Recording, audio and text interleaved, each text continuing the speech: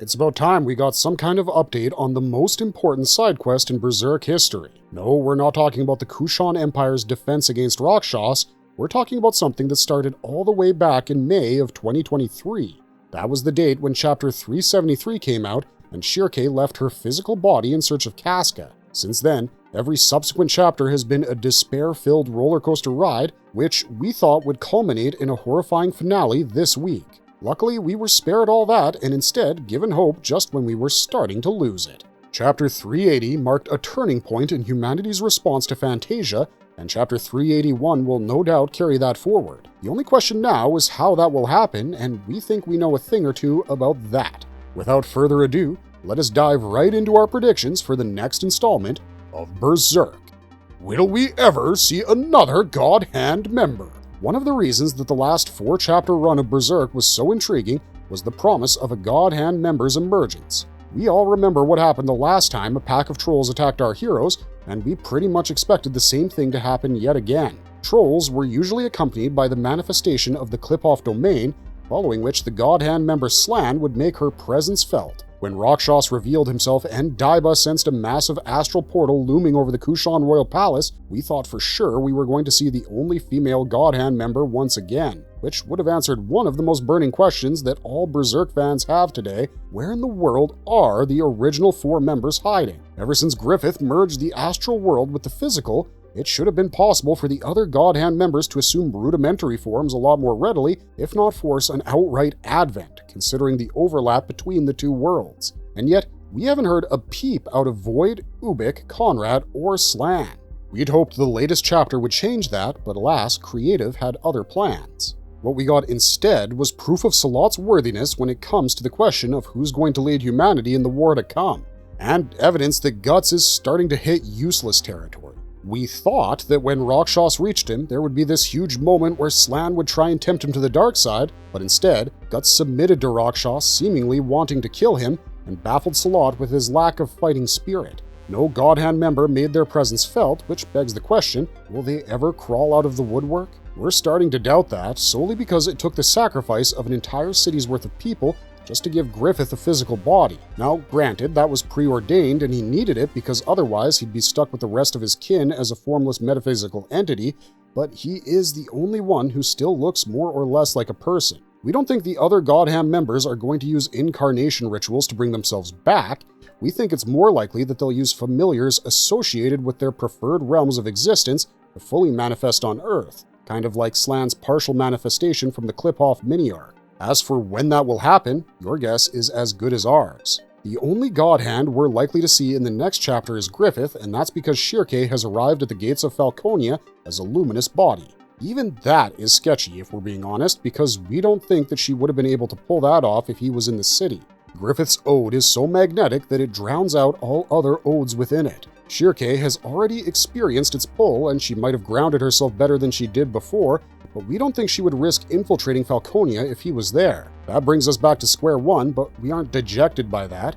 We know that the Godhand has to show up eventually, and considering Studio Gaga is following a 3-act structure, it's possible that one of the acts from Chapter 381 will focus on Rakshas's failure. Because we might not know what his agenda was exactly, but we do know that he failed to achieve it when Salat killed him. Whoever brought him back to life has to be a Godhand-level entity, so if Rakshas's demise is addressed in the next chapter, we might get the tiniest hint of a Godhand appearance. But apart from that, we aren't keeping our hopes up anymore as far as that topic is concerned.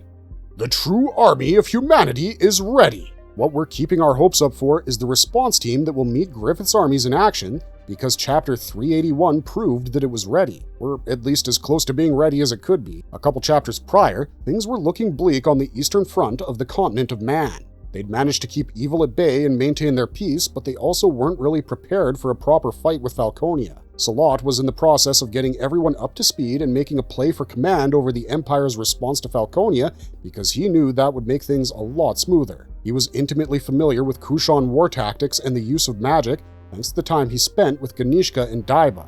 He'd seen the enemy up close, heard their words, and witnessed the consequences of their actions. He was the prime candidate to lead the Kushan to victory against Falconia, but he still had to play the political game. In a way, Rakshas invading the Kurultai Council was a blessing in disguise, because it allowed Salat to position himself as the only viable leader available. He used Daiba's magic to cast an expanded net of thought transference, encouraging everyone within the Kushan capital to fight for their lives because they were warriors first. His words had a rapid ripple effect, and the Kushan Empire's citizens were able to stop panicking and start fighting back. By the time Chapter 380 began, they all viewed the young master as their collective leader, and even the reclusive mages of Elfhelm had started stepping in to help with the rescue effort. Every single group within the camp of the good guys is firing on all cylinders, and it's a beautiful thing to witness, honestly. We just hope that they can maintain this groove that they've found, because being in sync will be key if they want to truly succeed in defeating Griffith. The Falcon's resources are vast, his fanatics are endless, and he won't stop coming for them until every last one of them is dead. But he also has weaknesses they can exploit, with the main one being his perception. A lot of Griffith's master plan for the world rests on how he's perceived, so just the fact that there is another faction of humans standing up to him should give his fanatics some sort of pause. Moreover, the Kushan Empire is ready for war after having their home nearly destroyed by the Falcon's agents. So, in spirit, the true army of humanity is ready to defend the liberty of all those who have been fooled by Griffith's false light. We just hope there's a way to counter every single soldier in his army, because we think Grunbeld alone could take out a quarter of the Kushan population. But then again, that is the challenge, and it will not happen if Daiba and the Elfhelm mages combine their knowledge to come up with countermeasures. Familiars, wicker men, there are many options available to them when it comes to mounting a defense, and it's thanks to Salat that they'll be doing so sooner rather than later. Now that Rakshas is gone, there's no time to waste. Our heroes have already received reports of their westernmost territories falling prey to the Falcon's beaks and talons, and Griffith himself won't be too far behind. The Kushan Empire needs to prepare itself for a war that will drain its soul, and it looks like every soul within it is determined to see this thing through until the end. So the question then becomes, what will they do without their best soldier, because there's no way Guts is joining the fight in his current state. In fact, there's a chance he might even become their Achilles heel. The Black Beast and his ominous prophecy. After decapitating Rakshas and fulfilling his duty of executing the traitorous exile of his clan, Salat turned his attention towards Guts because something just wasn't adding up.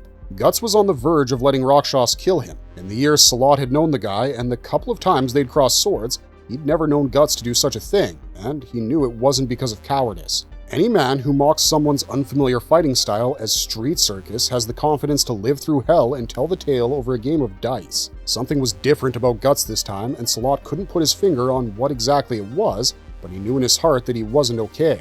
Seeing him passionately screaming at Guts, asking him why he was so willing to die, made our hearts stir, mostly because we never see this kind of behavior from the young master, especially not since his reformation. Salat is as cool, calm, and conserved as it gets, so his anger at Guts refusing to fight back feels both justified and unjustified. But what we found even more interesting is the fact that he's pulled away from Guts by the Tapasa on Daiba's command, despite the fact that he had none of his weapons on him. We'd get Daiba being concerned if Guts had the Berserker armor nearby, but he's completely defenseless and unarmed. What in the world could have made Daiba, a man who was mass-producing demons at one point, so scared that he'd react this strongly? Well, the answer seems to be Guts himself, and that makes sense considering his arrival coincided with a prophecy. The only reason the Kushan Empire found the seahorse in the first place was because Daiba had foreseen its arrival, and that of the Black Beast that was crouching within its bowels. The Bakiraka's capture of Roderick's vessel was hostile mostly because they were told to expect extreme hostility. Everyone was shocked that Guts submitted without a fight, including Daiba, because this went against his vision. He knew the warrior of Durga wielded the power of madness, and madness could surface at any given moment, but it hasn't so far, and Daiba doesn't know why. That's what makes him so wary of Guts, even when he doesn't have his weapons, because Daiba has seen a future where, once he gets his hands on them, he lays waste to everything near and dear to him, burning the world in exchange for the fleeting satisfaction of revenge. There's no other explanation for his sheer terror, because this is a man he's fought before, and he's lived to tell the tale. Daiba was terrified of Guts when they battled in Britannis' harbor, but back then, he wasn't fated to bring death and destruction to the world. Perhaps the reason he recoils when he sees what Salat is doing and orders the Tapasa to make him stop is because he knows anything can trigger the arrival of the Black Beast. There's something to be said about the fact that Rakshas' second demise seems a bit too convenient. It took blowing him up with a rocket launcher to kill him the last time around. While his death is an awesome moment for Salat, it also feels a little cheap. All that hype about Rakshas' resurrection, and this is the payoff? Perhaps the point of taking him out this early in his invasion angle was to fake out everyone involved. We already know that Rakshas has the power to move his anatomy around the radius of his cloak however he wants to. If he did fake out Salat like he's done before, then he's just been locked into the same cell as his target. Maybe Rakshas won't be able to kill Guts the way he was supposedly going to at the beginning of chapter 380, but then again, maybe that was never the point. The fact that the studio highlighted his mask in their last shot of Guts tells us that his story with the Black Swordsman might just have another chapter left in it, but we've been guilty of overanalyzing things like this in the past, so we'll just leave it at that.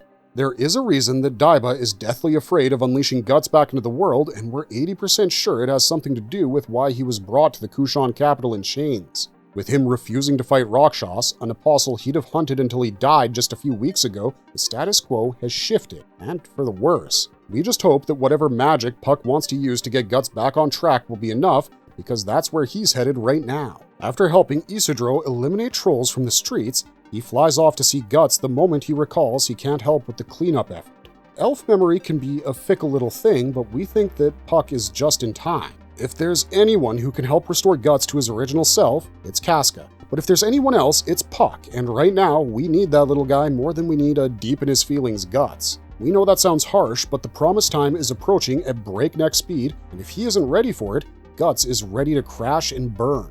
Luckily, he has great, trustworthy allies who are always looking out for him, even when he isn't, and one of them has gone out to bring back the one person that can help restore his sanity. The Owl and Kite reunite! But what now? Schierke's objective in returning to Falconia is simple enough to understand.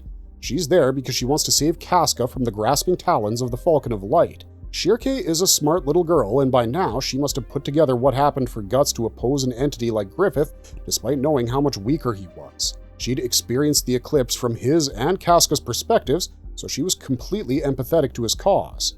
Schierke didn't care that she couldn't be with Guts the way she wanted to be, because they had a special bond of their own, and it was to honor that bond that she ventured into the dragon path of the astral world, despite knowing how dangerous it was for her at her level. She has now managed to arrive at her destination, but what awaits her isn't just a rescue, it's a reckoning. Outside of the Black Swordsman party and the Elfhelm mages, Schierke has only one friend. That friend is Sonia, who at this moment is serving the evil Falcon of Light as his chief oracle. Schierke met Sonia when the pair happened to be in Vertanis at the same time, and the two girls developed a fast friendship based on their social outcast status and unique set of skills. They saved a bunch of Kushan children from slavery by fighting off pirates, and Sonia even extended Schierke an invitation to join up with her people. The young witch considered it, but when she felt Guts watching over her from a distance, she realized she already had a place in this world where she can go back to. Sonia is miffed by this rejection, but she doesn't mind because she has foreseen that they will meet again.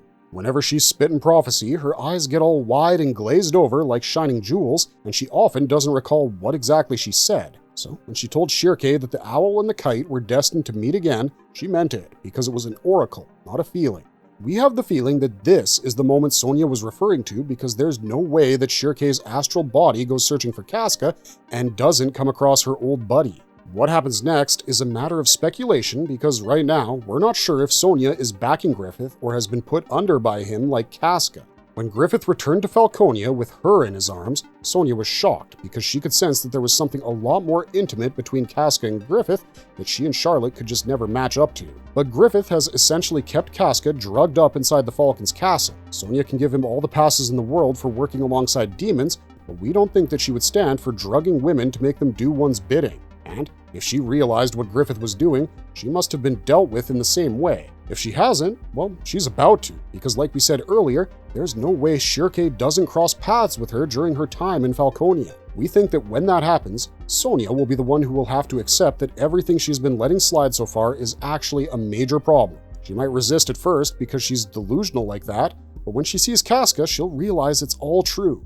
And she will most likely see Casca because Schierke will need help breaking her out of Falconia. She can probably communicate with her on a spiritual level and tell her how to use the world spirit tree to get back to safety, but Casca has no magical experience, and Schierke might not have enough time to give her the knowledge that she needs. Having Sonia there would be perfect because she can help the owl carry their injured bird friend to safety, no problem. Sonia can navigate the sky paths clearly so she can take Casca to the Kushan Empire and get back before anyone notices. But that's only if she hasn't already raised suspicions with regards to her loyalty, and after witnessing Rickert slap Griffith, we're not sure how well she's covering her doubts. There's also the possibility that none of what we've just said will happen and Schierke will just get trapped instead, but we don't think that's where this story's headed. If our girl has managed to break through such an important magical barrier just to end up failing, then it's true what everyone says about Berserk. The struggle is just going to be eternal and we're going to have to deal with it. But the point of any kind of struggle is to make it to the light at the end of the tunnel,